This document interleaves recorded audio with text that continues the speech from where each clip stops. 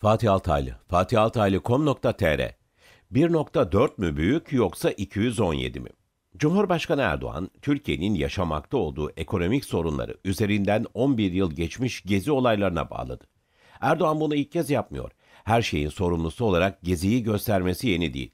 Reisi Cumhurumuza göre Gezi'nin Türk ekonomisine maliyeti 1.4 milyar dolar ve bugün çektiğimiz tüm sıkıntıların nedeni işte o 1.4 milyar dolar. 1.4 milyar dolarlık bir maliyet nedeniyle Türkiye'nin batma noktasına geldiğini iddia eden Erdoğan, o tarihlerde IMF'ye 5 milyar dolar borç vermekle övünüyordu. Sıkışan IMF'ye 5 milyar doları atıveren bir ülkenin 1.4 milyar dolarlık bir maliyetle battığını iddia etmek ne kadar doğru bir hesap olabilir emin değilim. Ancak emin olduğumuz bir şey var. Gezi Türkiye'ye 1.4 milyar dolarlık zarar verdiyse, kamu özel işbirliğiyle yürütülen projelerin şu ana kadar bilinen zararı 37 milyar dolar. Hadi onu bırakın. Ekonomide Nas dönemi diye bilinen dönemin yarattığı hasarın ortadan kaldırabilmek için uydurulan kur korumalı mevduat denilen saçmalığın da aralarında bulunduğu bir grup sözde önlemin Türkiye'ye maliyeti 100 milyar dolar. KKM'ye Merkez Bankası'ndan yapılan fazla ödemenin Merkez Bankası'nı sadece geçen yıl 1 milyar dolara yakın zarara sürüklediği biliniyor. Lafın kısası, Gezi'ye yüklenen 1.4 milyar dolarlık maliyetin 26 katı bir fazladan ödemeyi köyler için yapıyor bu ülke. Nas ekonomisi denemesi içinse Gezi'nin maliyetinin 71 katı bir maliyete katlandık, daha da katlanacağız. Gezi'nin maliyeti 1.4 milyar dolarsa yap işlet modelinin fazladan maliyeti 37 milyar dolar. KKM'nin de aralarında bulunduğu Nas ekonomisinin maliyeti ise 100 milyar dolar. Yani toplamda Gezi'ye atfedilen maliyetin 100 katına yakın. Sizce hangisinin ülkeyi bu ekonomik çıkmaza sürüklemiş olması daha olası? Göçmenlerin maliyetini de eklersek durum iyiden iyiye içinden çıkılmaz hale gelebilir. 2017 yılında dönemin Başbakan Yardımcısı Recep Akdağ, Türkiye'nin göçmenlere 6 yılda harcadığı paranın 30 milyar dolar olduğunu açıklamıştı. Ki o zaman göçmen sayısı bugünkünden çok daha azdı.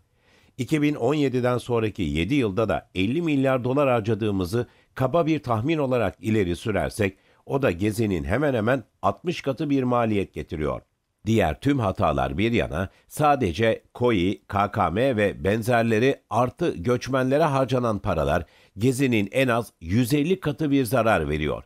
Şimdi samimi olarak söyleyin, sizce ekonominin bugün olduğu noktadan hangisi daha fazla sorumludur?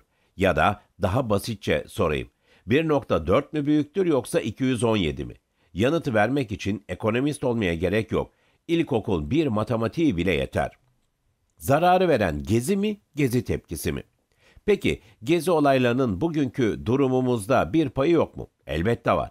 Bugün Türkiye yabancı yatırımcıların gelmediği, uluslararası devlerin yatırım açısından riskli gördüğü, yerli yatırımcının bile parasını yurt dışına çıkarıp dışarıda yatırım yapmayı tercih ettiği bir ülke haline geldiyse bunda Gezi'nin büyük payı var.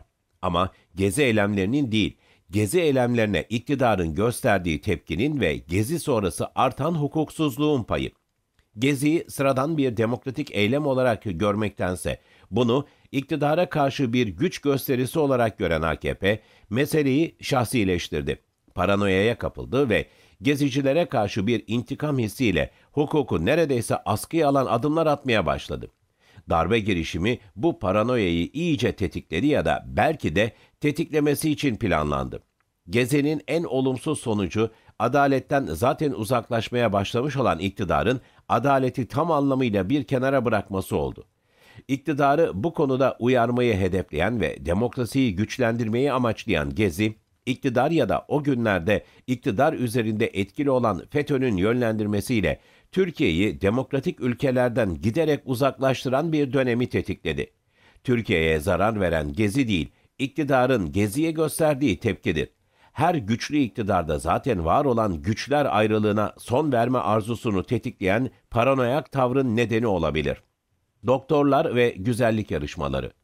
Türkiye'nin en popüler üniversitesinde tıp fakültesini bitirmek üzere olan bir genç kızın geleceğini neden doktorluk gibi müthiş bir meslekte değil de güzellik yarışmasında takması muhtemel bir taçta aradığının yanıtını aslında biliyorduk. Nereden mi? Anlatalım. Memlekette doktorluk zaten acılı bir meslek. Giderlerse gitsinler denilerek aşağılanan bir meslek. Dövülebilir olmaları, ülkede sağlık sektörünün gelişmişliğine örnek olarak verilen bir meslek. Bunun üzerine bir de kendi içlerinde de kötü muamele eklenince tıp fakültesi mezunu bir genç kızın çareyi güzellik yarışmasında aramasına şaşmamak gerekiyor. Uğurcan Ağacaoğlu adını hiç duydunuz mu? Duymadıysanız duyun. Uğurcan 29 yaşında bir doktordu. 9 Eylül Üniversitesi'nde uzmanlık eğitimine devam etmekteydi ve cerrah olacaktı. Kendisine meslektaşları ve üstleri tarafından uygulanan kötü muameleye dayanamayarak intihar etti. Hekime yönelik şiddetten haklı olarak yakınan hekimlerden birkaçı kendi meslektaşlarına uyguladıkları psikolojik ve hatta zaman zaman mobbinge varan şiddetle bir doktorun ölümüne neden oldular. Ve şimdi muhtemelen bununla ilgili soruşturmada bir şekilde kapatılacak, bir genç hekim öldüğüyle kalacak. Tıpta uzmanlık sınavı yerine güzellik yarışmasını kazanmak daha mı iyi diye düşünüyor insan. Belli ki Türkiye güzeli kızımız da Uğurcan'ın hikayesini bildiği için yarışmaya başvurmuştu. Ne zaman insan oluruz? Ders almayı öğrendiğimiz zaman.